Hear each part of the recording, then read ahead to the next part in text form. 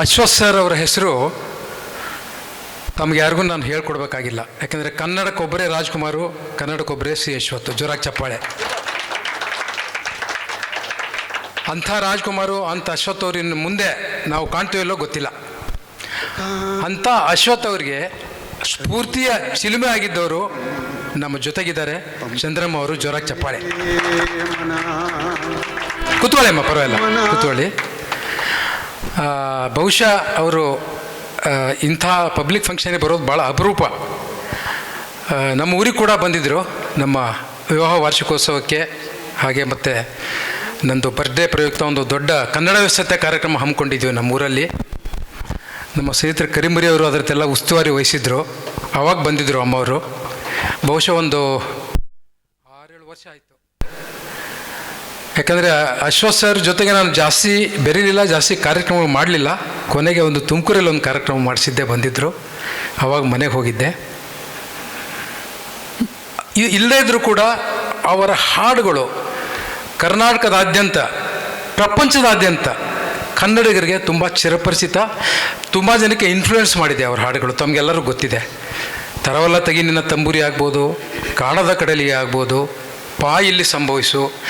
ಆವಾಗಲೇ ನಾನು ಹಾಡಿದೆ ಒಂದು ಶಾಲ್ಮಲ ನದಿ ಮೇಲೆ ಒಂದು ಸಾಂಗ್ ಹಾಡಿದೆ, ಎಲ್ಲೋ ಹುಟ್ಟಿ ಎಲ್ಲೋ ಬೆಳೆದು.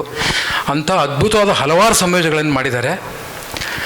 ನಮ್ಮ ಕರೆಗೆ ಹೋಗೊಟ್ಟು ನಮ್ಮ ಭಾರತೀಯವರು ಹೇಳಿದರು, ಇಲ್ಲ ನಾವು ಮೇಡಮ್ ಕರೆಸಲೇಬೇಕು. ಆವಾಗಲೇ ನಾನು ಕರೆಸ್ಬೇಕು ಅಂದ್ಕೊಂಡಿದ್ದೆ, ಆಗಲಿಲ್ಲ. ಅವ್ರ ಯಜಮಾನರು ಕನ್ನಡವೇ ಸತ್ಯವನ್ನು ಕ್ಯಾಮ್ರಾ ವಿಡಿಯೋಗ್ರಫಿ ಮಾಡಿದಾರಮ್ಮ ಕಾರ್ಯಕ್ರಮವನ್ನು ಪ್ಯಾಲೇಸ್ ಗ್ರೌಂಡ್ಸಲ್ಲಿ. ಅವರು ಕೂಡ ಇದ್ದರು ಆ ಕಾರ್ಯಕ್ರಮದಲ್ಲಿ. ನಾವು ಕಾರಣಾಂತರಗಳಿಗೆ ಬರೋಕ್ಕಾಗಲಿಲ್ಲ. ಕನ್ನಡವೇ ಸತ್ಯ ಕಾರ್ಯಕ್ರಮ ತಮಗೆಲ್ಲ ಗೊತ್ತು. ಕನ್ನಡದಲ್ಲಿ ಒಂದು ದೊಡ್ಡ ಅಭೂತಪೂರ್ವ ಕಾರ್ಯಕ್ರಮ, ನ ಭೂತೋ ನ ಭವಿಷ್ಯತಿ ಕಾರ್ಯಕ್ರಮ. ಆಚೆಯಿಂದ ಆ ಒಂದು ಕಾರ್ಯಕ್ರಮದ ಆದಮೇಲೆ ಅಶ್ವಥ್ ಸರ್ ಅವರ ಒಂದು ಹಾಡುಗಳು ಮತ್ತು ಅವರ ಪ್ರಭಾವ ವಿಸ್ತರಿಸ್ತಾ ಹೋಯಿತು. ತಮ್ಮೆಲ್ಲರೂ ಗೊತ್ತಿರೋ ವಿಷಯ. ಕನ್ನಡ ಸತ್ಯ ಕಾರ್ಯಕ್ರಮ ಪ್ಯಾಲೇಸ್ ಗ್ರೌಂಡ್ಸಲ್ಲಿ ಟ್ರಾಫಿಕ್ ಜಾಮು. SPB ಸರು, ಅಂಬರೀಷು 1 ಗಂಟೆ ಟ್ರಾಫಿಕ್ ಜಾಮಲ್ಲಿ ಒದ್ದಾಡ್ಬಿಟ್ಟು ಆಮೇಲೆ ಬಂದಿರೋದು, ವೇದಿಕೆ ಮೇಲೆ ನಡ್ಕೊಂಡು ಬಂದಿರೋದು, ಕಾರಲ್ಲಿ ನಿಲ್ಲಿಸ್ಬಿಟ್ಟು. ಸೊ ಅಂಥ ಅಭೂತಪೂರ್ವವಾದ ಕಾರ್ಯಕ್ರಮ ಆಗಿದ್ದು. ಈಗ ಅಮ್ಮವ್ರ ಮುಂದೆ ಆದಷ್ಟು ಅಶ್ವಥ್ ಸರ್ ಹಾಡುಗಳನ್ನು ಹಾಡ್ತೀವಿ. ನಂತರ ನಮ್ಮ ಕಡೆಯಿಂದ, ಸಂಸ್ಥೆ ಕಡೆಯಿಂದ ಚಂದ್ರಮ್ಮ ಅವ್ರಿಗೊಂದು ಗೌರವಾರ್ಪಣೆ. ನಂತರ ತಿಂಡಿ ತಿನ್ನೋಣ, ಹಾಡುಗಳು ಮುಂದುವರಿಯುತ್ತೆ.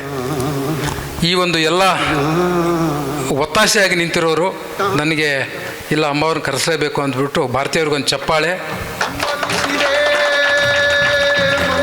ಜೊತೆಗೆ ಮತ್ತೆ ಪ್ರೇಮ ಮೇಡಮ್ಮು ಇಲ್ಲ ಸರ್ ಈ ಕಾರ್ಯಕ್ರಮ ಮಾಡೋಣ ಅಂತ ಹೇಳಿದ್ದು, ಅವ್ರಿಗೊಂದು ಚಪ್ಪಾಳೆ. ಈಗ ಒಂದು ಅಶ್ವಥ್ ಸರ್ ಅವರ ಗಾಯನ ಮತ್ತು ಸಂಯೋಜನೆ, ಒಂದು ಅಭೂತಪೂರ್ವವಾದ ಕುವೆಂಪು ವಿರಚಿತ ಹಾಡು ಬಾ ಇಲ್ಲಿ ಸಂಭವಿಸು. ಸ್ವಲ್ಪ ನೀರು ಕೊಡಿ ಮೇಡಮ್. ಅವಲ್ಲಿ ಹೇಳಿದೆ ಮೇಡಮ್ಗೆ ನೀರು ಕೊಟ್ರಾ, ಅವ್ರಿಗೆ ಕೊಟ್ರಾ?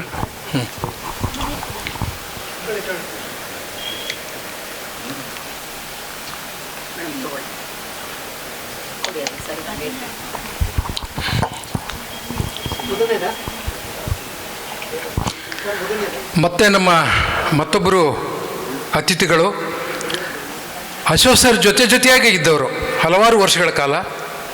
ಅವರ ಹಲವಾರು ಕಾರ್ಯಕ್ರಮಗಳನ್ನು ಆಯೋಜನೆ ಮಾಡಿದವರು ಶ್ರೀನಿವಾಸ್ ಜಿ ಕಪ್ಪಣ್ಣ ಅವರು ರವೀಂದ್ರ ಕಲಾಕ್ಷೇತ್ರದಲ್ಲಿ ನಾಟಕೋತ್ಸವ ಉದ್ಘಾಟನೆಯಲ್ಲಿದ್ದಾರೆ. CM ಬರ್ತಾ ಇದ್ದಾರೆ, ಅದು ಮುಗಿದ ತಕ್ಷಣ ಹೊಡ್ತೀನಿ ಅಂತ ಹೇಳಿದ್ದಾರೆ.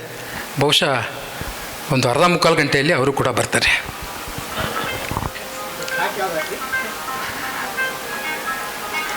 ಹಾಂ, ಇದೆ ಹಾಕಿ ಮೇಲಿಂದು. ಹಾಂ, ಅದೇ.